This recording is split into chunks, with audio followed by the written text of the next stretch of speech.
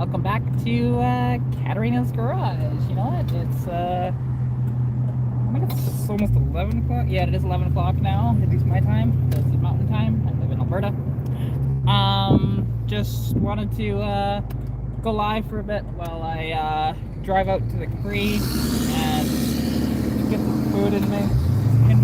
But you know, it's fun. Although I do want to mention something because I'm noticing this guy is going back and forth with me on Instagram, and I do find it kind of funny because it's to do with an update that I posted on the Capri.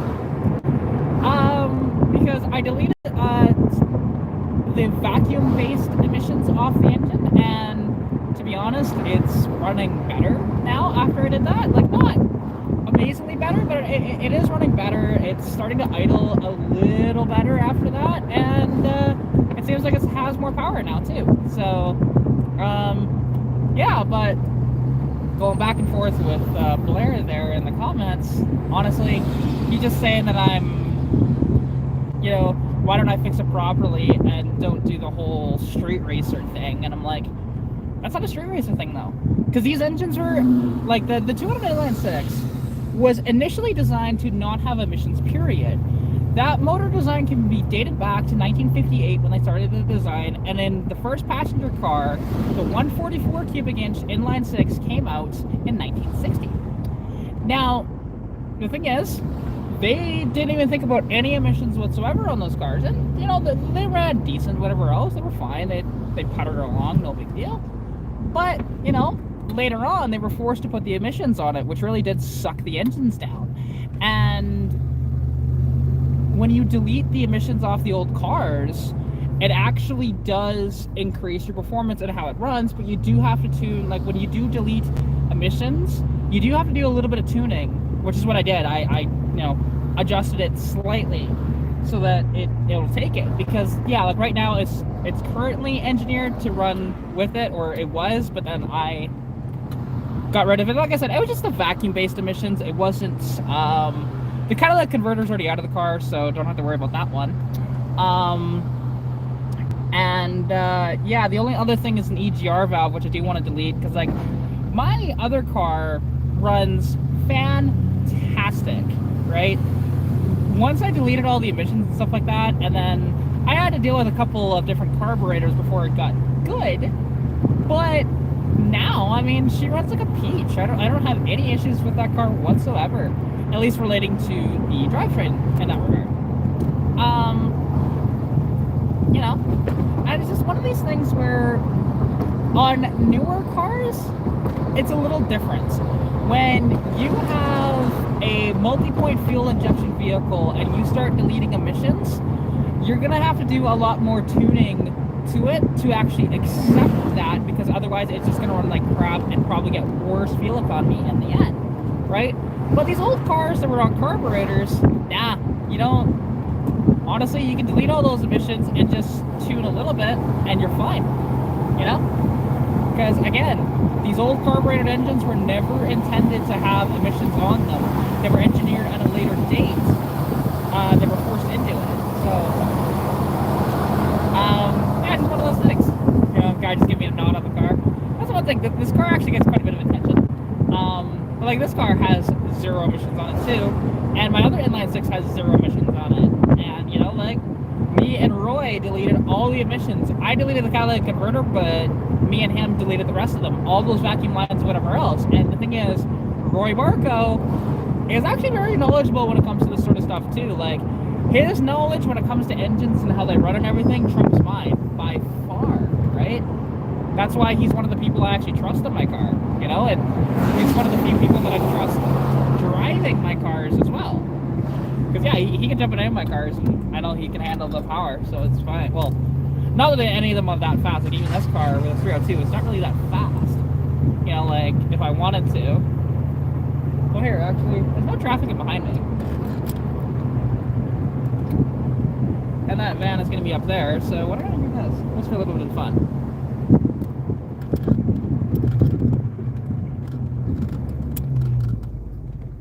You know what? Just rev it up a little bit. And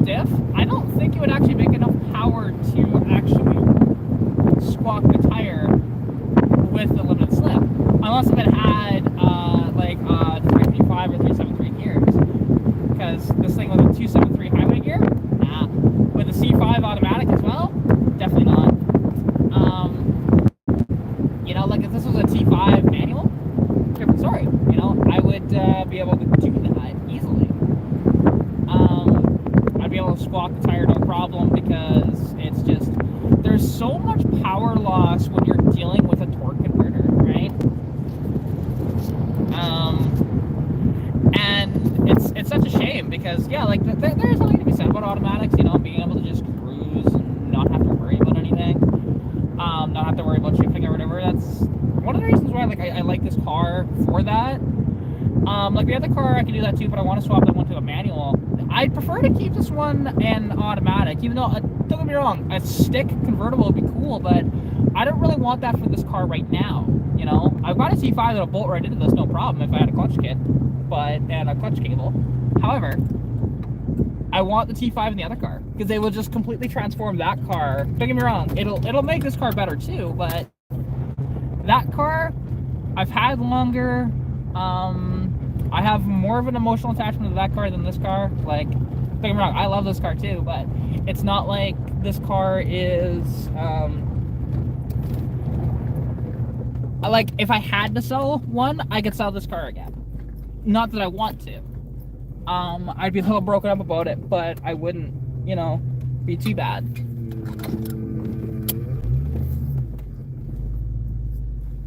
There you go, you can see the line of cars behind me, and I'm just backing up to make it look better.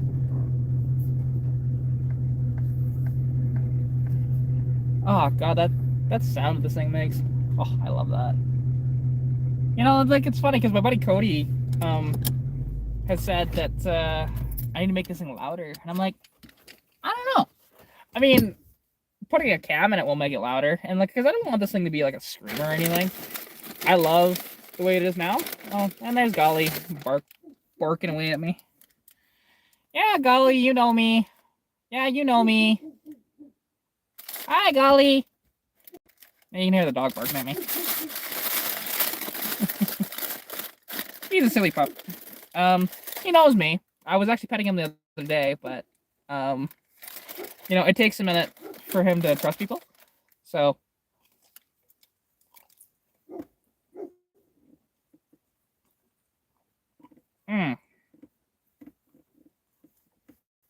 it's good bagel.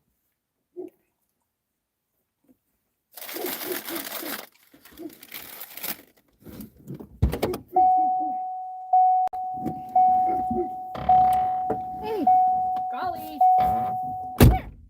Golly. It's okay. It's me. It's me. Yes, hi. You know me. That's true. You do know me. Come here. Come here.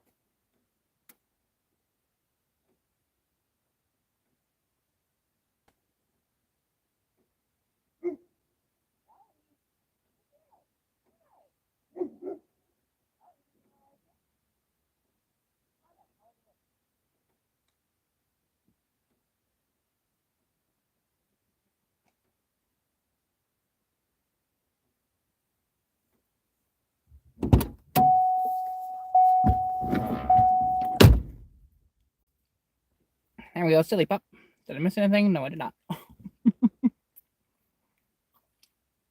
So that background, there we go. And yeah, my unfortunately, on Sunday I went to show ride for bread and got really bad sunburn on my face. So skin is starting to peel now, so it looks like crap. It feels like crap, but oh well. That is what it is.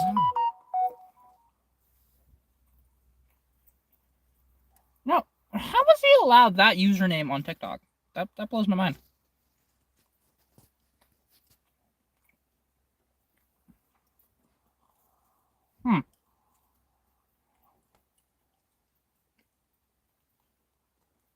There you go. See, now Golly's good. It's just, whenever somebody comes onto the property, like, he knows me now, so I was petting him the other day. He will just come out and bark, right? So you kind of come out and just talk to him for a minute, and then you walk back to what you're doing, and then he doesn't care. But it took a while for that to happen, though. It took probably 5 or 6 visits for that to finally happen.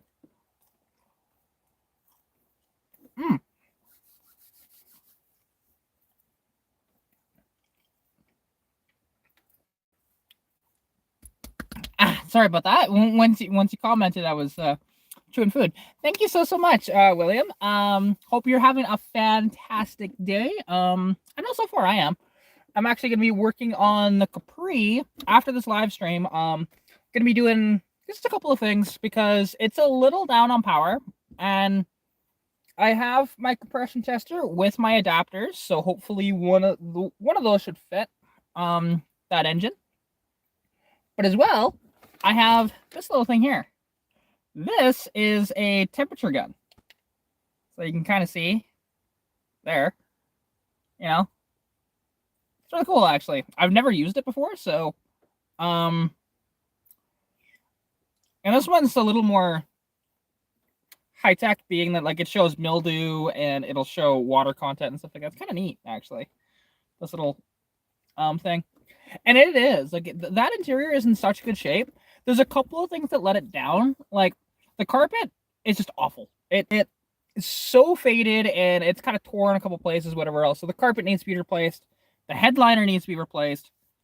Dash pad is worse than this one in this car. It's like, because the one thing is that thing is sat out in the sun for so long without being cleaned on the dash that the dash, of course, is like the dash pad is cracked. However, all of the like foam inside of it has come out. Like not all of it, but a lot of it has kind of come out, and that's what happens over time because it just expands and it goes everywhere on the dash. So that's what's happened with that one, and then it kind of like bakes on there, so you have to like scrub really good. I was doing that the other day, but yeah, like to be honest, other than those little things, that thing is fantastic. And like the brakes are still an issue, but I do have a parts shipment coming in, a bunch of stuff like new brake booster, master cylinder. I think he ordered some tie rod ends as well for it. So I'm not gonna put the tie rod ends on it because I don't think it needs it. 74 Fahrenheit. Okay. I don't know what that is in Celsius. Like right now it is, I think it's 23 Celsius at the moment, so it's decently warm. Like, don't get me wrong, by the end of this little working on the car session, I'm gonna be freaking whooped. But welcome to my body.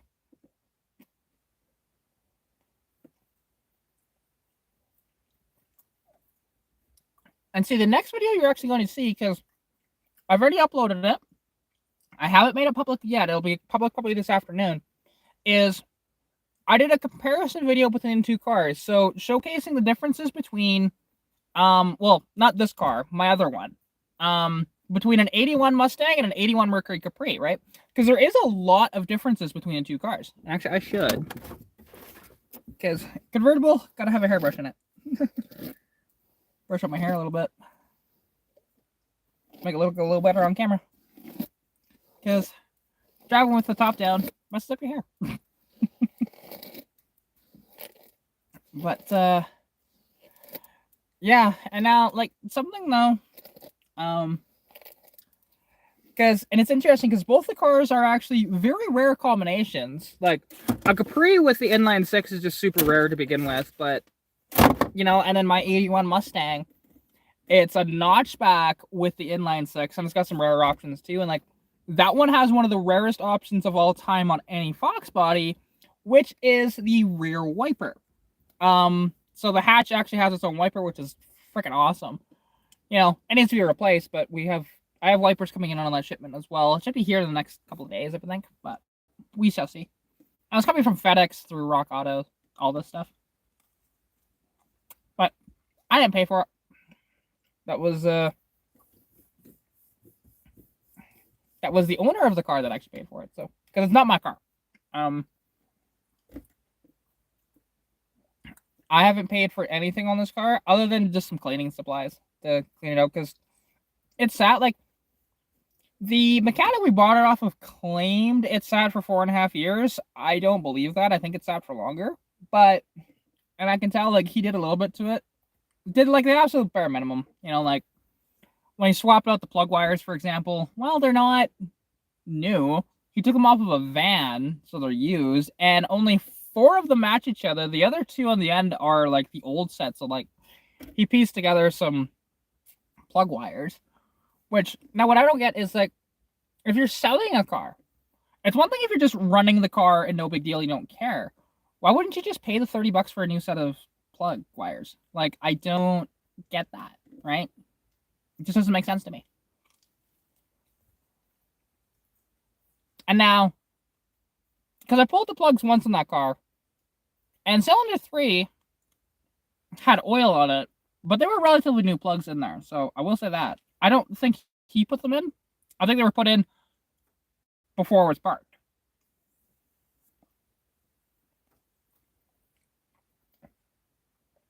But do you have new plugs coming in for it as well? Even though I'm pretty sure those plugs are fine. It's one of those deals.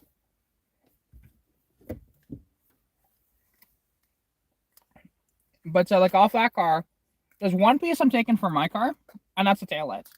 I want those taillights in stitch so bad, and a Mustang with Capri taillights is just absolutely gorgeous, in my opinion.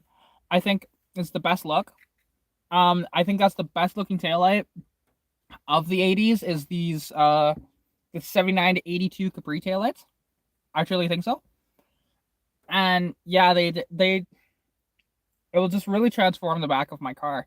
It'll get rid of the little Fox badge, but I want to put those taillights actually in this car because I'm not a big fan of these taillights. And then these taillights will probably go into the Capri more than likely. So we'll see how it turns out.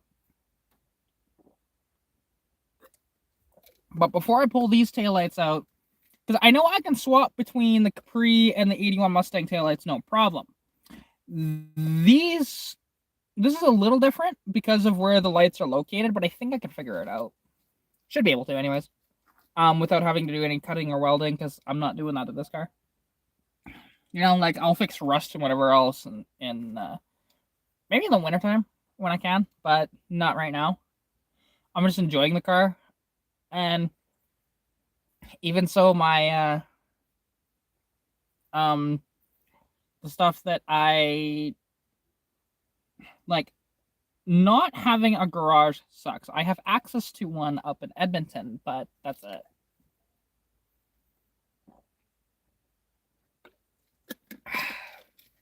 So, and that's one thing. I have to travel up there. I gotta pay for hotel rooms, you know, when I'm up there. Although, in like October-ish, I won't have to pay for hotel rooms because there'll be a spare room where it won't be as awkward to stay at. So, at my buddy's place there, so it's kind of nice. So I can do multi-day projects without it costing me an arm and a leg. Because before it was, you know, I was staying in hotel rooms and it was costing me, like, the engine swap in this car, just in expenses alone of staying up there, whatever else, and blah, blah, blah. And then, of course, the gas and food and et cetera, et cetera. That trip was like $600. Actually, no. Sorry.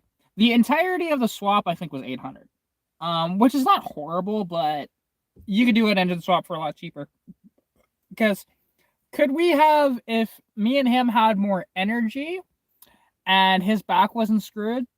And I mean, now my health is in jeopardy of figuring out what I'm going to do when it comes to these projects. Because there's only a certain amount I can do now, and it's way worse than it was before. Because before, I could work and then stop for a bit, chillax, cool off, go back to it. Now it's a little different. And I don't really know how to handle it as much as I used to.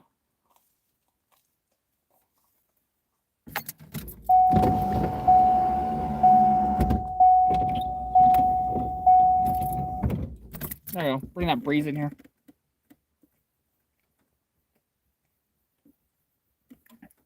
Like, and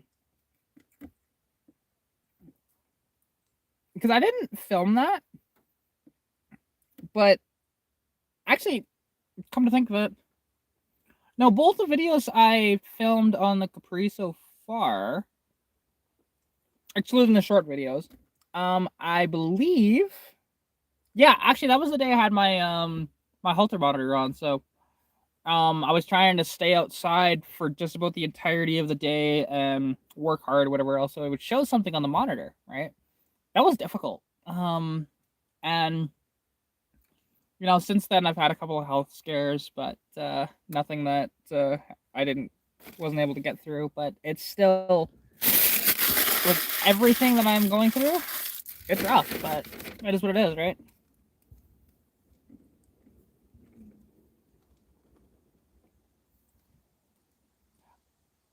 Oh, hey, Doug.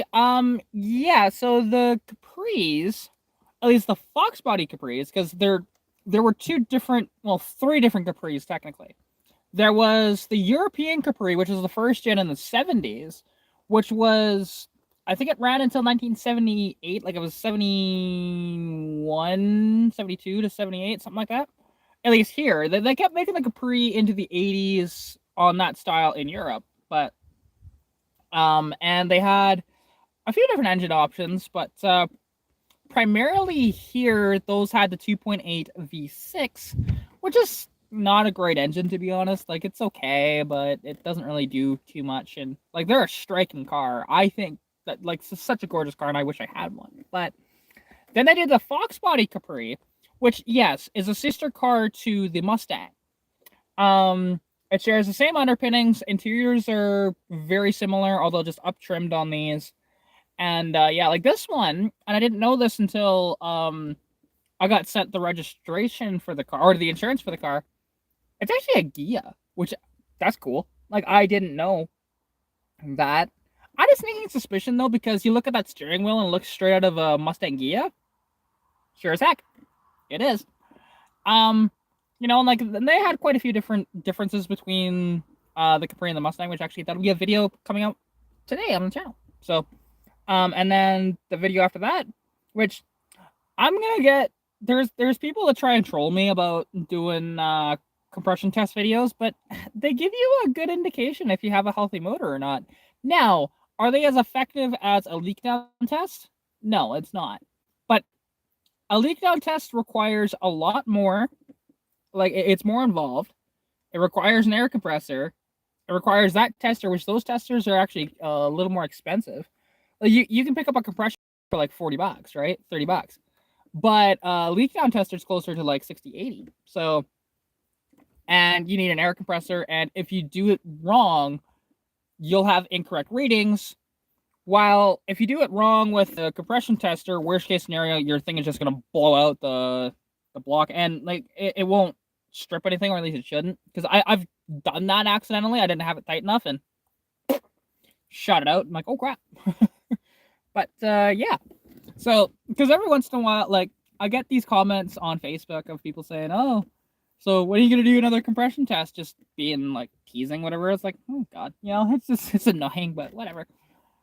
And, yeah, because, like, on that car, because it seems down on power. And I just want to check that, because I know the numbers of that being healthy within the 140s to 150s, because my other one, that's a very healthy engine. There is no issues with that engine whatsoever. Like right now, the only thing is with that new carburetor on it, I should say it's not even new. It's an old carb, and it's been on there for a lot. Like, actually, when did we put that carb? I want to say it was last year. Come to think of it, I don't know. I'd have to ask Roy when we did that. But yeah, because me and Roy, we did the conversion, which the conversion's a little weird to do. Because of how the carburetor actually sits on the adapter on those. Because normally, you know what, your 2-barrel or 4-barrel, you have the front and the back of the carb here and whatever else. But on that car, because of how it works, it's actually mounted like this, which creates a little bit of a problem I've noticed with when you're driving, and if you do a panic stop in the car, it stalls out. Or at least it can. It doesn't always. It'll do it, especially if it's like really hot outside. But that thing does have a boiling fuel issue as well, or it can. So I do notice that. Which honestly, shouldn't be that hard of a fix. I just need to do some like a thermal sort of tape around it to where it's like just that whole metal line, just do that entire thing like that. It'll look cool, honestly, too. So it's not a bad thing to do. It's just I haven't done it yet, and it's something I should look into doing. But yeah, I mean, and I try to give as much updates as I can on the channel, whatever else, and like it's been difficult to try and do stuff lately. Like even right now, filming this video later, I'm gonna struggle, 100%. So there's gonna be content droughts because of my health, and there's nothing I can really do about it. But yeah, it's okay though. Hopefully I can get some answers on my health stuff, and maybe there's some medication that'll help me out. Because if not, and if it just starts getting worse and worse, which it has been getting a little worse as of late. At Show You Ride for Brandon, my heart rate was going crazy. It jumped up to, I think it was 130 while sitting. Down to 110 to 90. It dropped all the way down to 40, then back up to 90 to 60 to 110 again. For about half an hour, it was doing this. And, I couldn't really move. I couldn't stand. I was just in my car, just sitting there like, oh my God. So yeah, I don't recommend. Do not recommend.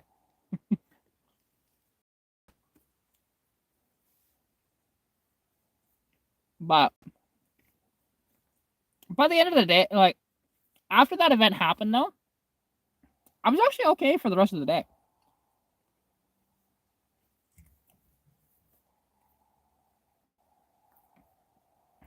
And also that day I was only riding on 2 hours of sleep too, which probably didn't help. But I was able to get home without any issues after the fact. Because, like, yeah, once that happened, and then once I was able to calm down, yeah, I didn't really have too many issues. I had a little elevated heart rate every now and then, but nothing to be too concerned about.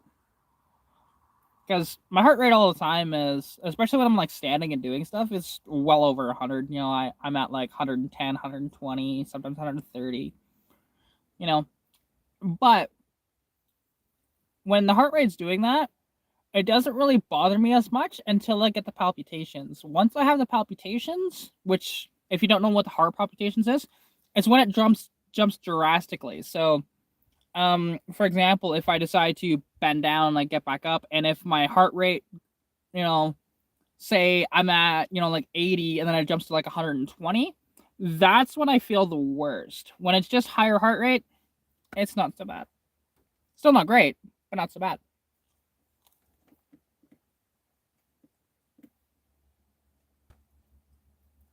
But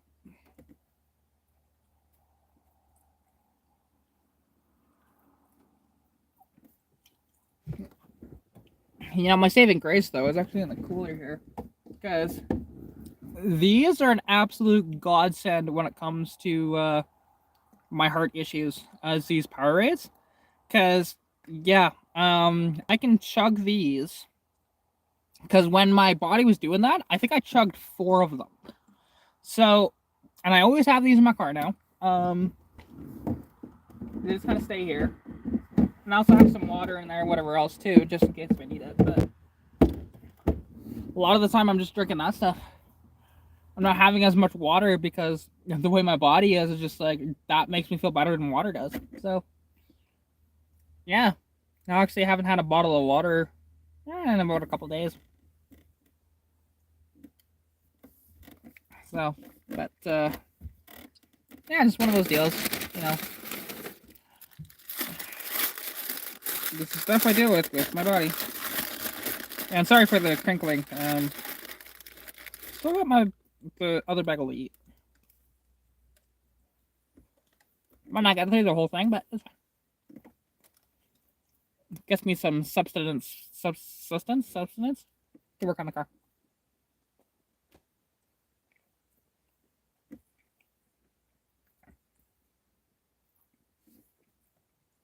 Because yeah, because now I kind of have to like plan accordingly when, for example, if I have to go somewhere, go on the road to an appointment or whatever, or to meet somebody, I actually have to. Oh, yeah, okay.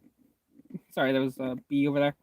I have to plan accordingly and leave a lot earlier than I usually do, or I usually would, just because of the my health, right? And if I have to pull over or whatever else and take a breather and stuff like that, because when we picked up the Capri, like I was having a little bit of issues, but not too bad. But then I got to Olds and I just had to pull into a parking lot and just sit there for a minute. And it's kind of a good thing I did though, because we were able to I was able to find out that the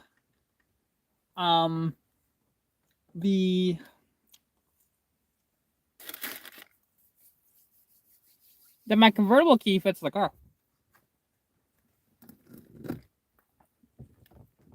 Because when he bought it, it didn't have a key. The previous owner jerry-rigged it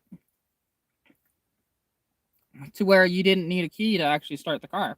But I accidentally pressed the key return and turned it back, and then couldn't start the car again. Just like crap. So then I take Stitch's keys because it's an 81 as well, and I try and put it in. Nope, it won't turn. Okay, check my convertible keys, put it in, fires right up. I was like, oh, cool. Now the problem is though, a fresh set of keys doesn't fit that ignition. It's only the old wore out key, even though it's not really that wore out, but it's wore out enough to where it fits that ignition. But a new cut doesn't. So, because that's what I discovered. Because I have a spare key for this car, and I decided before I get a key made for Keith, see if that fits. And yeah, it fits in, but it doesn't turn. So it's like, okay, yeah. So luckily though, I gave him back. There was a steering column that he gave me. I'm like, I don't need this thing, like, and it's gonna be really hard to sell. It's not even a tilt column, so no, just get rid of it, right? Yeah, it had a good ignition in it and whatever else. So ignition cylinder. So he's just probably gonna end up swapping the entire column out for each other, or maybe he'll pull the ignition switch and put in the other one, whatever. Not sure what his plan is. We shall see, though.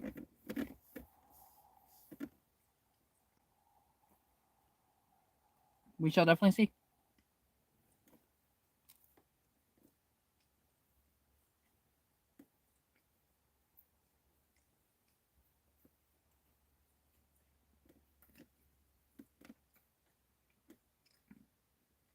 And to be honest, I don't know his plans with that Capri either, because he's got a good sized collection of cars. I've actually filmed his entire collection. Actually, not even his entire collection. There was a few others that I did not get in that video. One of my junkyard tours from months ago. There was there snow on the ground when I did that? I think there was. I think so. I could be wrong, but regardless, like I did that video. It's about a 40-minute video or so, going through, and then his Fox body collection, or at least the majority of his Fox bodies, not every single one. But then I did a separate video talking about the differences between some of the different years of Fox bodies, right? Because we lined up my 81, there was his 82 Mustang, we lined up a couple of Capris and another Mustang, and I think, yeah, there was 5 cars total in that lineup.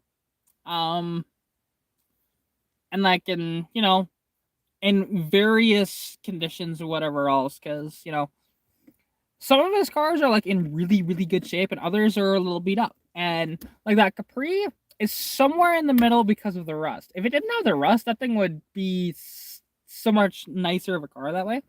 Because I need the new roof skin on that car. The hood is going to need to be replaced too, eventually.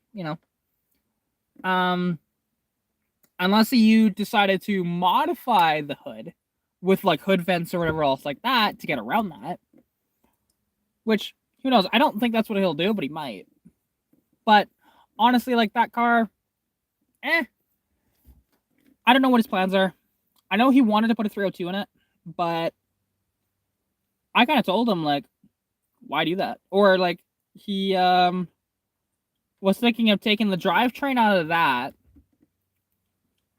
putting it in the 84 that I traded to him for this car originally,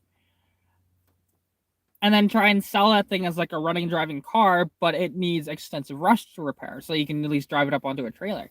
Because it's too dangerous to actually drive down the road. Like, shock towers are gone, rear frame rails are gone, it's really bad. And to be honest, I didn't know how bad it was, because I was recovering from my surgery at the time. I could barely move. That, and it was in quite deep sort of grass too. So yeah, it's one of those deals. But it is what it is.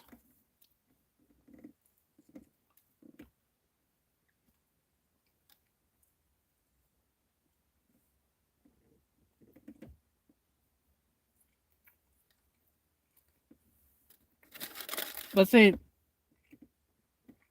What I told him to do though is he's got one of his Fox bodies. It's actually his it's an 85 or 86 notch. I think it's an 86. Notch back, and it has a 3.8 CFI on it.